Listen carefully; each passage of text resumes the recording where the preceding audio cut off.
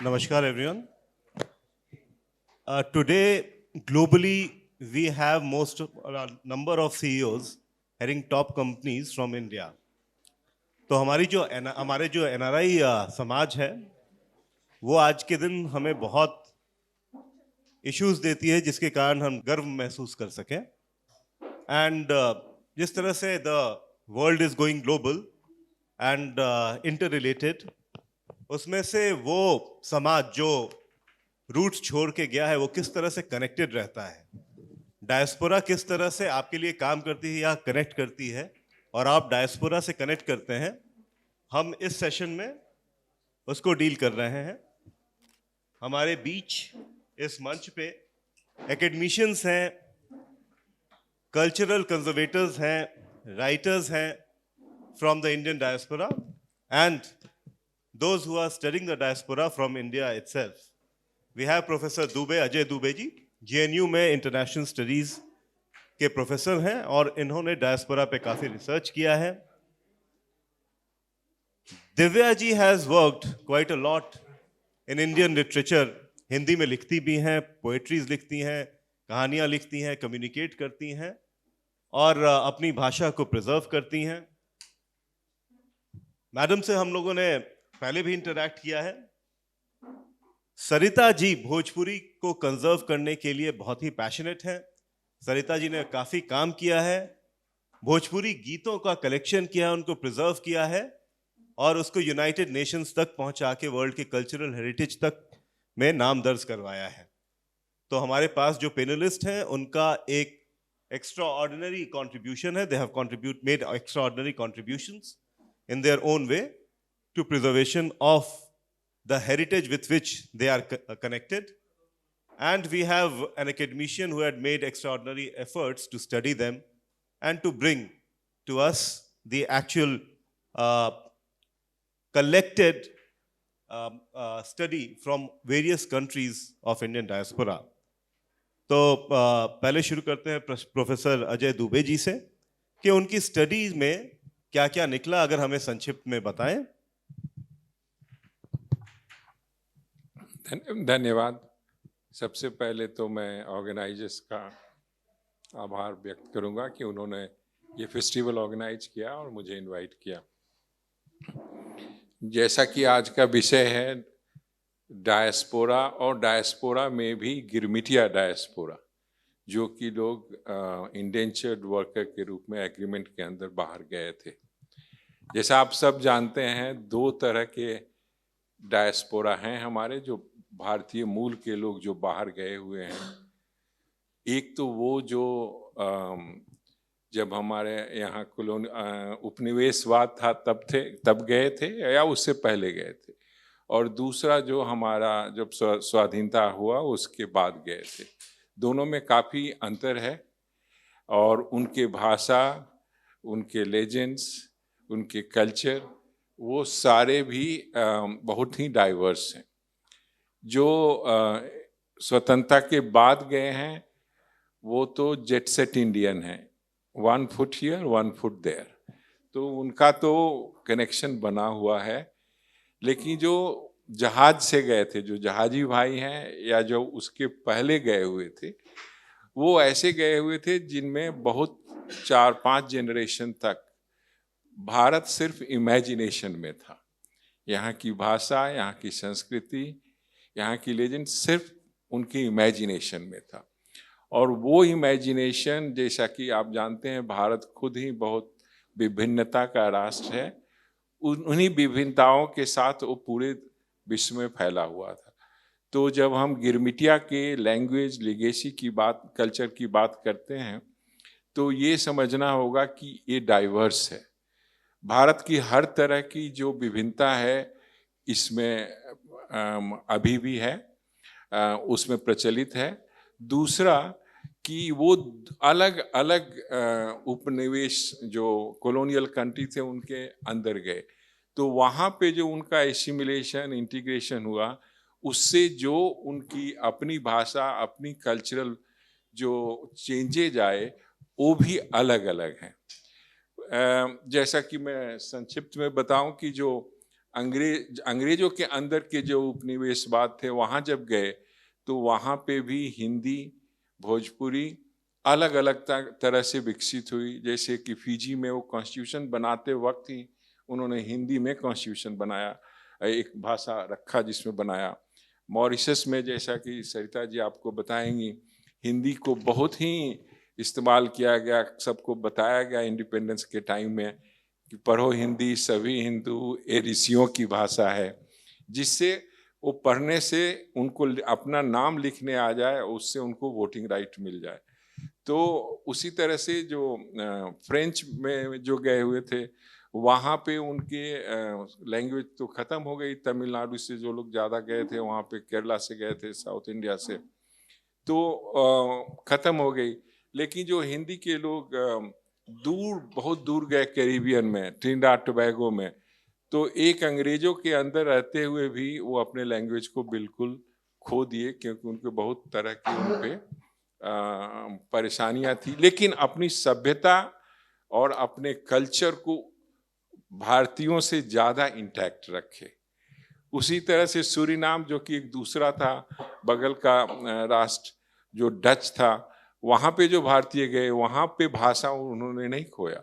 आज भी वो भाषा जिस सम्मान के साथ बोलते हैं, शायद दूसरे किसी भी देश में उस तरह से भोजपुरी को वो सम्मान नहीं मिलता। भोजपुरी की पहचान, भोजपुरी को सपोर्ट मॉरिशस में बहुत मिलता है, बहुत उसको संवैधानिक सरकारी सपोर्ट मिलता है। लेकिन एक पहचान और एक जिस इज्जत के साथ सब लोग एयरलाइंस में, बैंक्स में, ऑफिस में, सब जगह भोजपुरी बोलते हैं, वो ऐसा नहीं समझते कि कोई ऐसा लैंग्वेज बोल रहा हूँ जो कि मेरे को करना चाहिए। वो इस तरह से करते हैं कि ये तो बोलना ही है। और उस तरह से ये जो हमारी लैंग्वेज है और उसी तरह से लिगेसी है, हम लोग अगले राउंड में आएंगे, वो बहुत ही डाइवर्स हैं। और वो भारत की डाइवर्सिटी को, और जो कॉलोनियल कंट्रीज के अंदर ब्रिटिश, फ्रेंच, पुर्तगीज जहाँ गए, उनसे इंटरेक्शन के बाद उनका जो विकास हुआ वो भी उस डाइवर्सिटी को दिखाता है।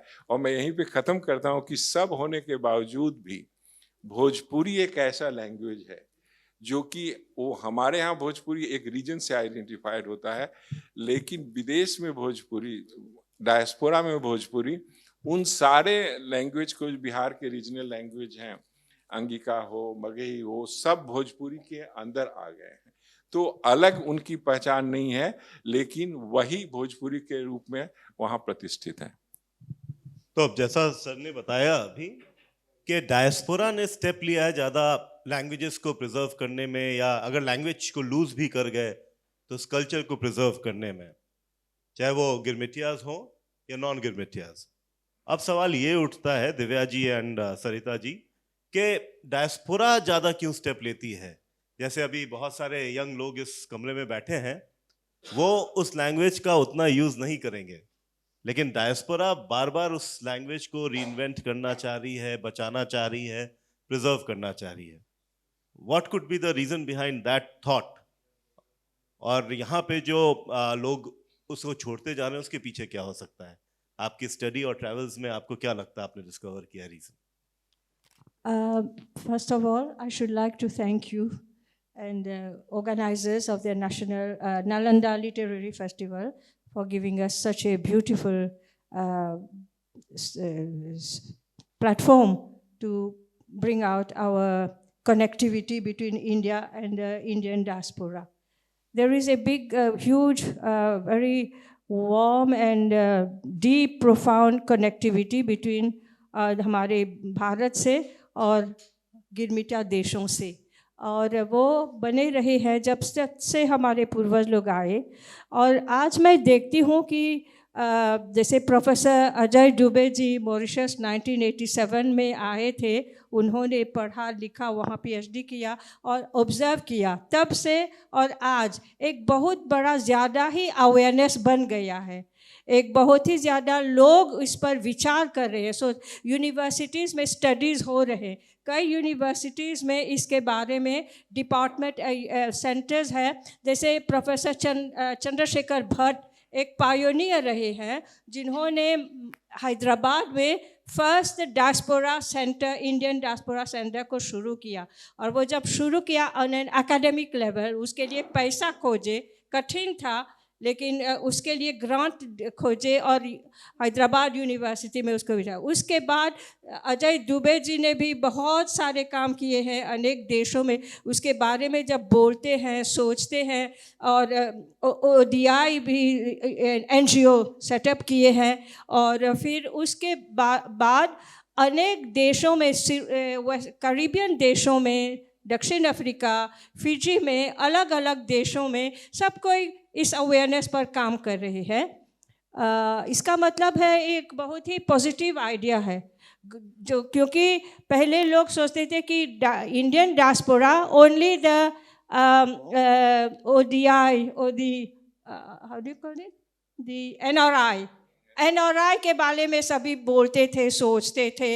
वो लोग जो गोपियों बनाए न्यूयॉर्क आदि में, जो बड़े धनी देश, वाइट जो न्यू इमिग्रेंट जो गए इंडियन लोग अभी भी जा रहे हैं, लेकिन गिरमिटिया देशों का प्लांटेशन कॉलोनीज का जो उनके जो कल्चर है, जो उसके साथ जो जुड़े हुए हैं कॉन्शियसनेस, वो ज़्यादा लोग नहीं जानते थे। और हर साल प्रवासी भारतीय दिवस, वाजपेयी जी जब प्रधानमंत्री थे उन्होंने शुरू किया प्रवासी भारतीय दिवस, एक global connectivity of the Indians overseas. अभी तो बच्चे लोग आपको पूछेंगे कितने इंडियंस हैं ओवरसीज, चाहे हम गिरमिटिया हो या अभी न्यू जनरेशन, आपको ताजुब होगा 35 million Indians live outside India.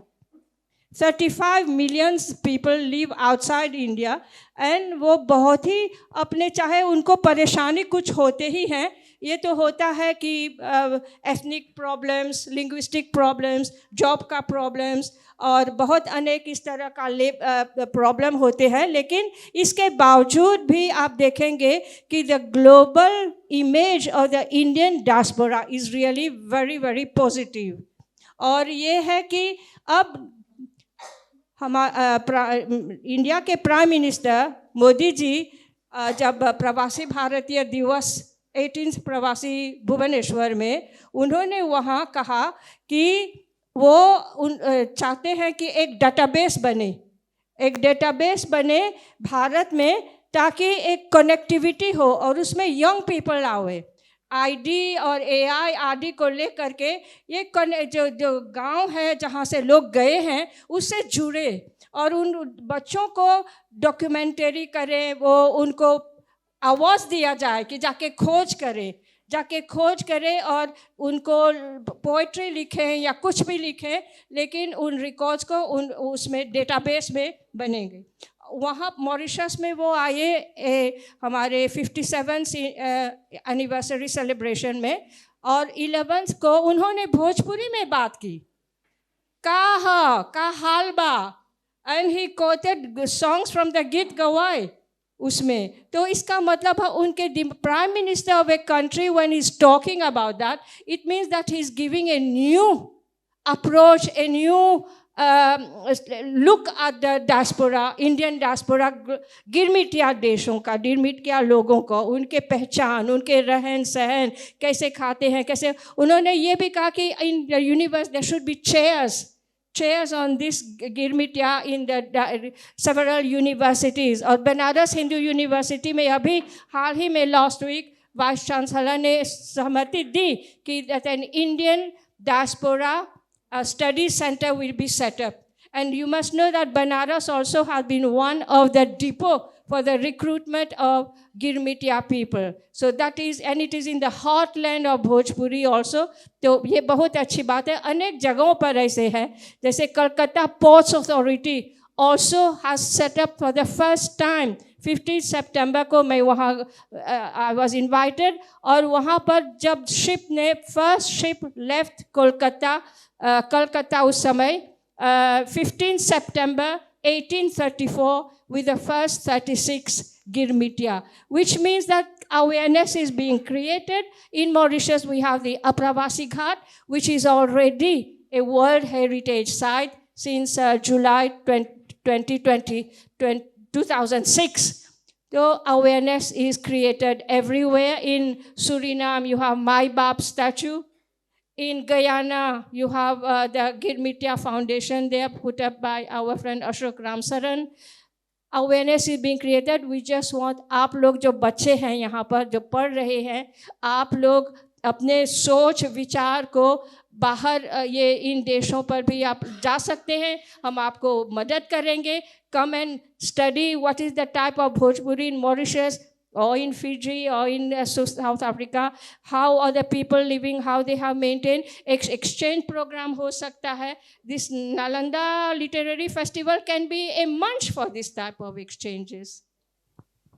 Divya ji, the diaspora there, the younger generation, how do they connect with Indian legends? किस तरह से वो Indian legends, Indian stories को देखते हैं? क्या उनके legends in stories as otherwise heroes, do they relate to the Indian legends and the Indian heroes? Of course. पहले तो जो आपने पहले प्रश्न पूछा था कि क्यों वहाँ पर इतना ज़्यादा वाइब्रेंट है बाहर के देशों में, Rediscovery of relationship with मतलब India. वो उसका मतलब वही उसी से आता है. मेरा प्रोनाउंसिएशन के लिए माफ़ कीजिएगा, मुझे प्रॉब्लम है. तो जब हम लोग बाहर जाते हैं, मैं 85 में गई, पर मेरे से पहले लोग 50s 40s उसके पहले से वहाँ रह रहे हैं. तो एक जब हम यहाँ से जाते हैं तो हमारी एक तरह से मेढक दृष्टि होती है कि हमने यही जाना है, और फिर जब हम वहाँ जाते हैं तो हम बर्ड्स आई व्यू से देखते हैं, जैसे पक्षी देखता है नीचे. तो हमारे जो अनुभव है वो इतने वाइब्रेंट हैं, पर हम अपनी पृथ्वी से जुड़े रहते हैं. कोई भी बिना जड़ से जुड़े जिंदा नहीं रह सकता. तो जैसे जैसे हम साल बीतते हैं, हम लोगों को यहाँ की याद आती है, अपने लोगों की याद आती है, क्योंकि परिवार यहाँ है, हमारी जड़ें, संस्कृति, भाषा सब कुछ यहाँ है. तो हम वहाँ से बहुत जुड़ाव महसूस करते हैं, जो हम सबसे डिस्कस नहीं कर सकते क्योंकि हम कामों में बिज़ी हैं या कुछ है.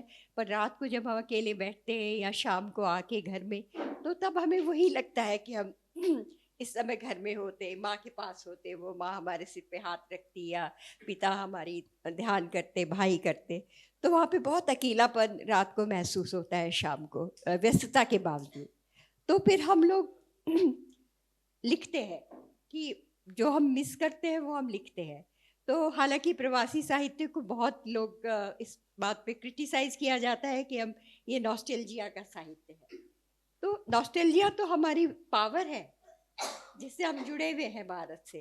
बिना नॉस्टैल्जिया के कोई भी कैसे जी सकता है. और नॉस्टैल्जिया से का जो हमारा रिच, हमारी जो वो है, उसके लिए तो हमें बहुत प्राउड फील करना चाहिए कि मेरे को लगता है दर्द और नॉस्टैल्जिया प्रवासी साहित्य की सबसे खास उसकी कैरेक्टरिस्टिक्स है. तो बहुत बड़ी पूंजी है वो रचनात्मक हमारी.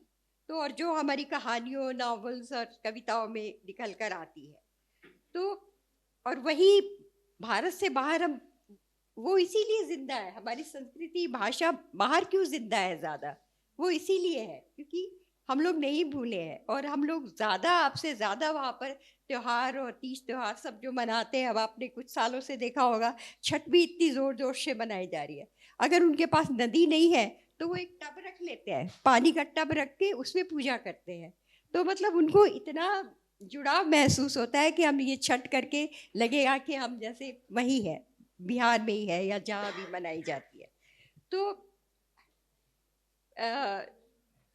एक तो मैं मतलब आगे आपकी बात से आगे शायद जा रही हूँ कि जैसे हमें कहा जाता है कि प्रवासी साहित्य है, तो वो मुख्य धारा का साहित्य नहीं. तो ये कैसे हो सकता है कि हम आपके बारे में लिख रहे हैं, हम भारत के बारे में लिख रहे हैं, हम वही लिख रहे हैं जो हम यहाँ जाने से पहले मैं 70s 80s में लिखा करती थी कहानियाँ, और वो बहुत पॉपुलर थी. तो अब मेरी वहाँ जाके मेरी कहानियाँ प्रवासी कैसे हो गई? हालांकि मुझे उससे कोई गुरेज नहीं है कि आप मुझे प्रवासी कहिए राइटर, लेकिन इसलिए कहिए कि हम लोग बाहर हैं. तो अगर उस सेंस में आप प्रवासी करें तो मुझे अच्छा लगता है, Geographical tag. या अगर उसके लिए मुझे कोई गुरेज नहीं है. लेकिन अगर आप हमें बिल्कुल अलग कर दें, हमारी समीक्षा ना हो हमारी किताबों की. मेरी कम से कम 28-30 की पुस्तकें प्रकाशित हैं, लेकिन अभी तक किसी अच्छे समीक्षा जैसे हालांकि मेरा भी नॉवल दिनेश माली जी ने, जितेंद्र श्रीवास्तव, बहुत अच्छे समीक्षा आई है, पर मुझे उन्होंने अभी तक कभी मुख्य धारा का साहित्यकार नहीं माना। मेरी भी कमियां होगी, मैं ये नहीं कह रही, मैं अपने को बहुत क्रिटिसाइज करती हूँ। तो मैंने इस बार पहली बार, मुझे विश्व रंग भोपाल में महसूस हुआ कि वो मुझे ये इज्जत दे रहे हैं। उन्होंने मुझे मुख्य धारा के साथ, राइटर्स के साथ बैठाया, पर मुझे लगा कि जैसे वो जो राइटर्स हैं वो मुझको देख रहे थे, ये कहाँ से आ गई यहाँ पर मुख्य धारा में। तो अभी तक हमारा एक्सेप्ट नहीं किया गया है उसको, मुख्य धारा में साहित्य को, जबकि हमारे साहित्य कोई उनसे कोई अलग नहीं है और हम यही के बारे में लिखे। और जो मेरा नया उपन्यास आया है तिलिस्म, वो पुरुष प्रधान नॉवल है। वो उसके बारे में जो यहाँ पे कभी नहीं लिखा गया, मुझे लगता है किसी ने भी पुरुष के पॉइंट ऑफ व्यू से कभी नहीं लिखा है।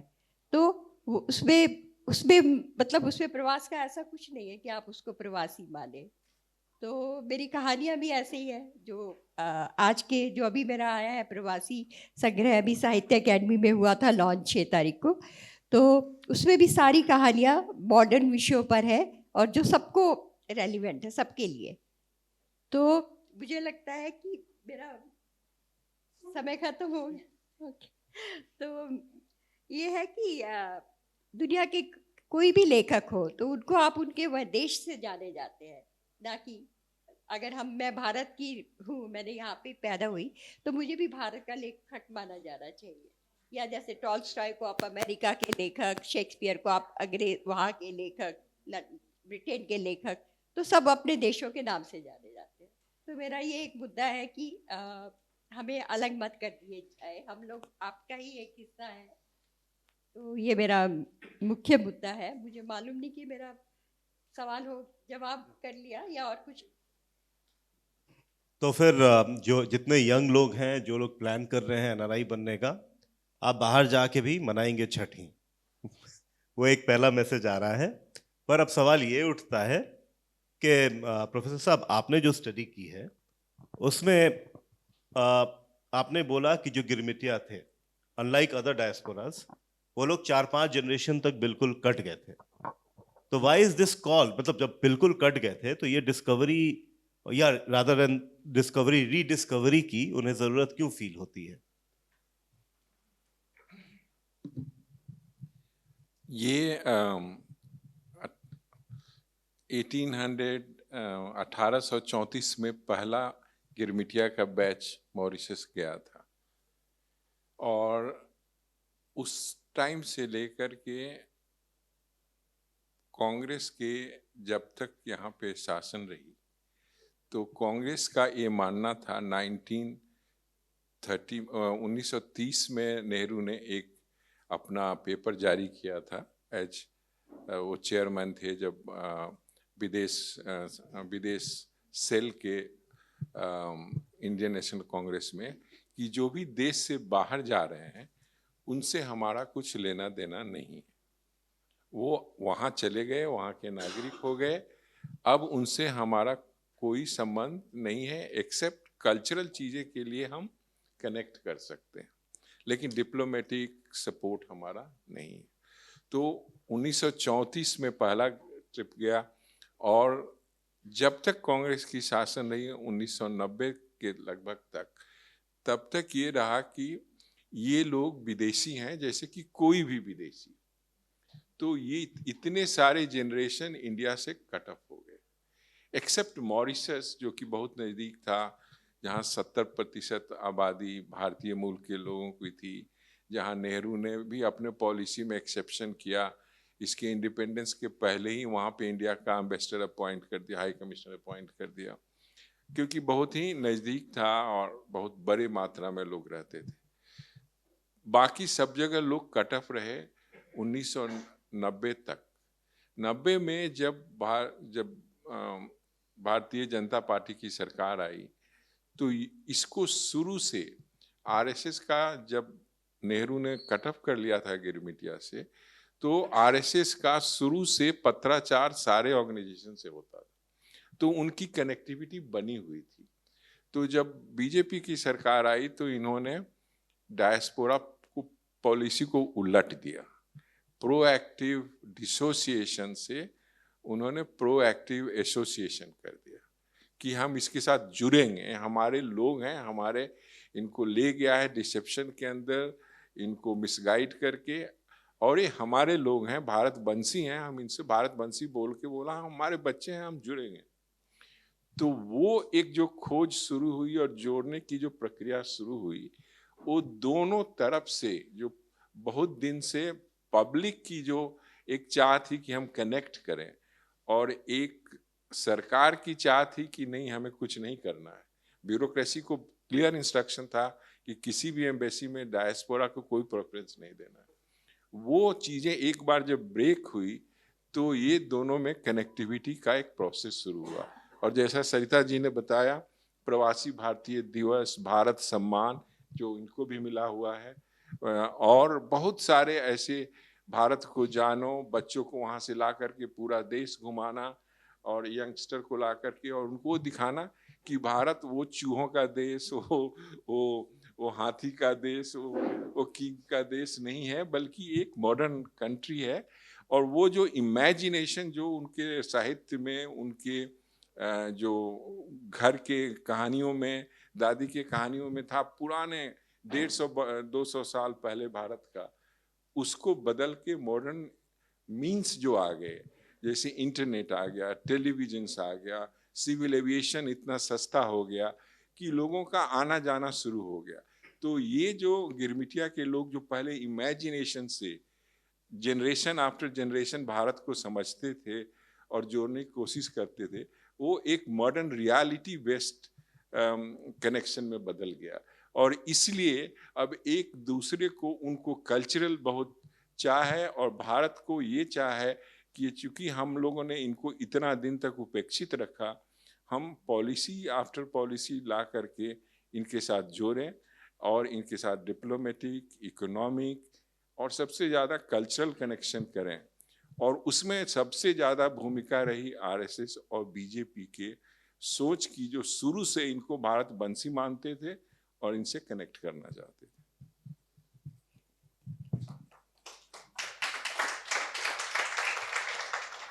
तो सरिता जी, आप जैसे भारत की कहानी लोगों को सुनाई जाती है मॉरिशस में, फिजी में, गिरमिटियास के बीच में, तो क्या आपको लगता है कि ऐसी भी कहानियां हैं गिरमिटियास की जो अलग अलग देश में है, या ऐसे लेजेंड्स हैं जिनकी कहानी भारत में भी सुनानी चाहिए कि ये आपके ही लोग हैं और उन्होंने ये अचीव किया, या किस तरह से उन्होंने अपना जीवन काटा? अवश्य, वहाँ पर बहुत से कहानियाँ हैं जो रचे गए हैं, जो लोग गए वहाँ पर और बच्चों को सुनाए, यहाँ से भी ले गए हैं। मैं आपको बताऊं कि कहानी के अलावा खेल कूद जो है वहाँ पर हम लोग अभी भी उसको स्कूल में ला रहे हैं। ओका बोका तीन टलोका, बोलो बच्चे, लवा लाठी, चनन में ईजा बीजा, पान फूल, हैदरिया, यहाँ पर भी लुप्त हो रहा है, हैदरिया पचका आदि। ताती ताती नहीं जानती है, ताती ताती पूरिया यहाँ पे, हाँ यहाँ का, हाँ जी बिल्कुल। तो इस तरह के बहुत सारे खेल, गीत, कहानी है वहाँ पर। जो कहानी हमारी दादी, हम लोग के समय जब बचपन में हम लोग को रामायण से या अनेक कहानी सुनाए जाते थे। एगो देश में एगो राजा रहल, राजा के 7 गो रानी रहल, इस तरह के ये सब कहानी अभी भी मौजूद है मॉरिशस में। और मैं इस सबको ये गीत गवाई जो मैंने कहा ना, ग्रुप्स है 53 स्कूल्स ऑफ गीत गवाई, उसमें वो दादी नानी लोग हैं, उनसे हम सीख रहे हैं, बटोर रहे हैं, कलेक्ट कर रहे हैं, प्रिंट कर रहे हैं, क्योंकि ये लुप्त होते जा रहे हैं। और स्टोरी टेलिंग एक वो हम लोग का प्रोग्राम में लाते हैं, नए बच्चों को भी सिखाते हैं। वहाँ के जो कहानी बन गए हैं, जैसे कि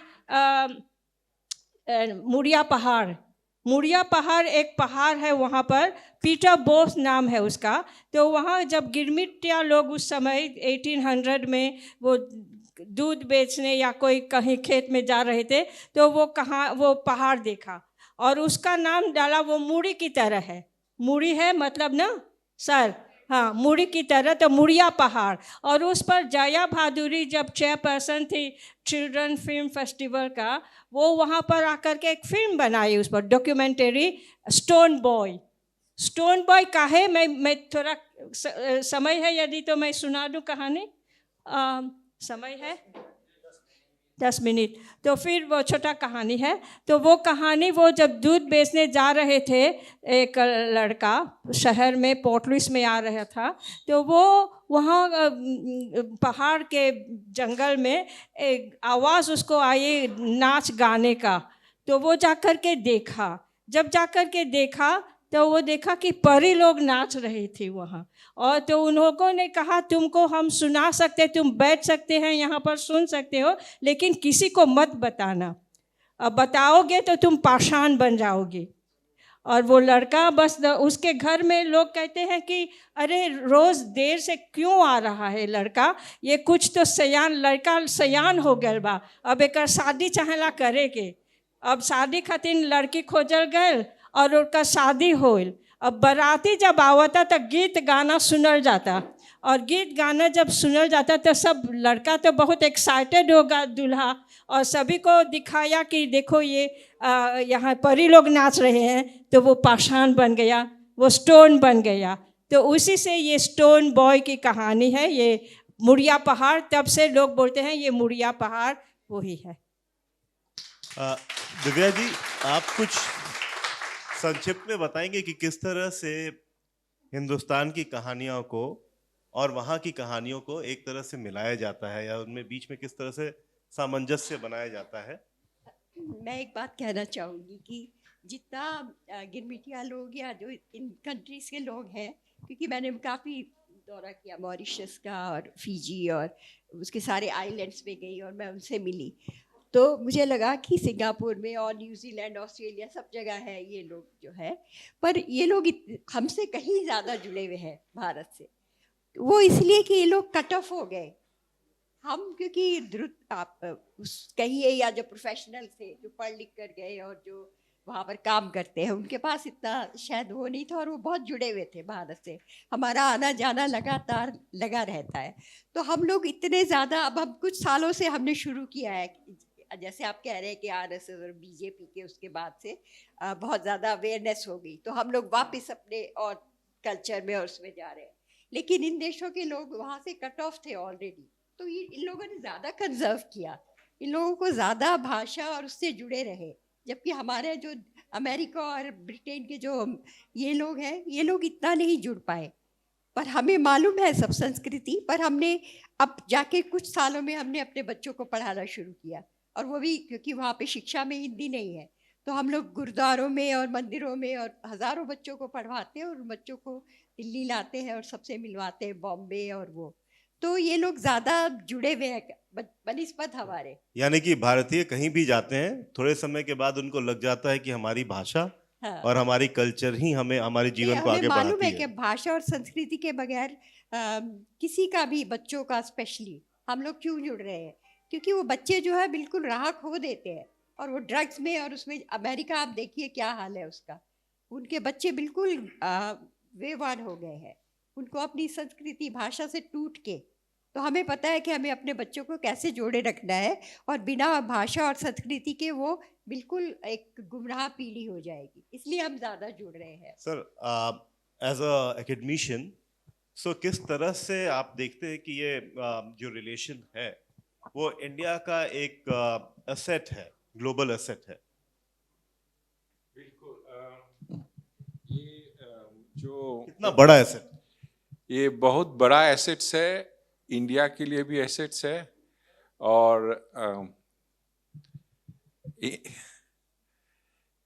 इंडिया के लिए भी एसेट्स हैं, क्योंकि जैसा सरिता जी ने कहा 35 मिलियन लोग देश के बाहर हैं, और बहुत हर समाज में, हर कंट्री में, 110 कंट्री में वो समाज के ऊपर वाले सीढ़ी में है, मतलब यानी कि अचीवर्स हैं। हाँ, मतलब वो हायर कैटेगरी में है, और वो 125 बिलियन यूएस डॉलर साल में इंडिया को भेजते हैं, जो पुराने डायस्पोरा नहीं, नए डायस्पोरा भेजते हैं।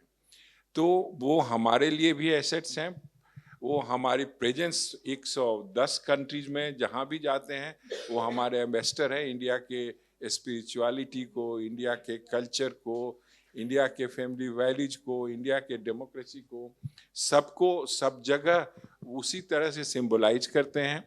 और साथ में डायस्पोरा के लिए भी भारत एक बहुत बड़ा एसेट्स है। डायस्पोरा की पहचान जो है वो भारत के पहचान से है। और ये जो राइजिंग इंडिया है, जो दुनिया का 5वां बड़ा इकोनॉमी बनने जा रहा है और जो सबसे बड़ी फास्ट ग्रोइंग इकोनॉमी है, वो उनके लिए भी एसेट्स है, क्योंकि उनको भी उसी एंगल से, उसी दृष्टि से देखा जाता है। दोनों एक दूसरे के लिए दोनों एसेट है। assets हैं। एक दो कोई प्रश्न हो तो ले लेते हैं। आप बोलिए, माइक प्लीज। नमस्कार, मेरा नाम संक्षिप्त में रखिएगा। जी नमस्कार, मेरा नाम किशन राजत। तो मेरा प्रश्न है कि मॉरिशस, फिजी, सूरीनाम, कैरिबियाई देश, जहाँ भी जो भारत देश से लोग हैं, तो भारत से उनका जुड़ाव रहा, लेकिन मैं जानना चाहूँगा कि वहाँ के जो नेटिव लोग रहे उनसे उनका कैसा जुड़ाव था, और गिरमिटिया मजदूर के दूसरे देशों में पहुंचने से पहले उनकी अपनी क्या संस्कृति थी, क्या उसे भी प्रिजर्व करने का काम किया जा रहा है, मैं ये जानना चाहूँ। और कोई सवाल? जहाँ तक मॉरिशस का सवाल है, वहाँ कोई लोकल प्रिमिटिव आदमी नहीं था। सब कोई माइग्रेंट्स है वहाँ। मॉरिशस में सिर्फ 2 बर्ड था, और उसको भी डच लोगों ने उसको मार कर ख़त्म कर दिया। अभी नए सीरी से एक 2 बनवा रहे हैं, न्यू स्पीशीज़, वो भी आएगा अब 2। So as dead as the dodo जो बोलते हैं, नहीं है। फिर जो वहाँ मॉरिशस में अनेक लोग आए, कॉलोनाइजर्स लोग आए, डच आए, पोर्चुगीज़ आए, और फ्रांसीसी लोग आए, फिर गए। फ्रेंच लोग जो आए रहे, और वही लोग मॉरिशस का प्लांटेशन आदि वो हाथ में ले लिए, वो उनके रूल थे। फिर अंग्रेज़ लोग आए, लेकिन जो हम लोग गए तो वो फ्रांस लोग जो उस समय स्लेवरी चल रहा था, तो अफ्रीका, मडागास्कर आदि से वो लोग लाए। लेकिन उससे पहले भी भारतीय लोग कई हज़ारों के संख्या में गए, फ्री लेबर जैसे आर्टिज़न के रूप में उनको ले जाया गया, और वो वहीं बस गए, लेकिन ओरिजिनल कोई नहीं था। तो जो गए हैं either of origin of slaves और गिरमिटिया, हम लोग भारतीय लोग, इंडियन ओरिजिन जो हम लोग हैं, चाइनीज़ कुछ लोग हैं, और गोरे लोग जो हैं। तो it's a country for multi cultural, multi ethnic, multi religious society है, और सब साथ में हम जीते हैं, उस तरह से व्यवहार है। हमारे देश में तो सब कुछ बहुत अंग्रेज़ों का कल्चर जो था वो बहुत डेवलप था, और भारत के बारे में बाहर के किसी देशों में नहीं बताया गया था हम लोग इतनी तरक्की कर रहे हैं। क्योंकि मैं अभी ऑस्ट्रेलिया में गई तो वो लोग अभी तक ये सोचते हैं कि हमारे सड़कों पे अभी भी सांप चलते हैं। डेनमार्क में और बहुत सारे लोग जो ट्रैवल नहीं करे हैं, वो लोग ये अभी भी यही सोचते हैं कि बंदर का नाच होता है सड़कों पर और सांप दौड़ते हैं। तो मुझे बहुत हैरानी हुई कि ये लोग इतने इग्नोरेंट कैसे हो सकते हैं कि हम लोग जैसे मतलब पहुंच गए वहाँ पर, और सब इतनी अच्छी भारत की मीडिया में भी काफ़ी अच्छी वो है, तो ऐसा क्यों नहीं है कि वहाँ तक। तो मुझे अब लगता है कि इनको पता है, लेकिन जानबूझ के ये लोग एक्सेप्ट नहीं करते हैं कि हम भारत इतना तरक्की कर गया है, या हम उनके बराबर के हैं, या हम उनसे बेटर है। हमारी संस्कृति, हमारी भाषा जो है वो बहुत अच्छी है। पर स्पेशली बीबीसी का आपने सुना होगा, वो लोग इतने बायस्ड है कि हमारी कोई भी अच्छी न्यूज़ नहीं दिखाते हैं, और जानबूझ के उनको मालूम होता है, फिर भी वो कमतर करके बताते हैं हमारी जो अच्छाइयों को। तो मुझे लगता है कि अब तो भारत इस टॉप पर है, तो ये जो बाकी का जो मीडिया के थ्रू जो ज्ञान अब फैल रहा है, और वो उससे उनकी भ्रांतियाँ मिटेंगी और हम एक अच्छी पोजीशन में होंगे, तो उसके साथ साथ हमारी भाषा और संस्कृति भी फैलेगी। तो मैं बहुत पॉजिटिव हूँ उसको लेके कि हमें प्राउड होना चाहिए, और हम उससे चलते हैं वहाँ पे, तो लगता है कि हम लोग बहुत, हमें गर्व है कि हम भारतीय हैं। और इससे क्या होता है कि उनके ऊपर भी असर पड़ेगा कि हमें देख के कि हम प्राउड हैं, तुम्हारे कहने सुनने से हमें कोई फर्क नहीं पड़ने वाला। तो आज का अब ये सेशन यही समाप्त होता है इस आखिरी लाइन के साथ कि पहले हमें पता था कि हम भारतीय होने पे गर्व करते हैं, अब दूसरों को भी पता चल रहा है कि हमें अपने ऊपर गर्व है। धन्यवाद।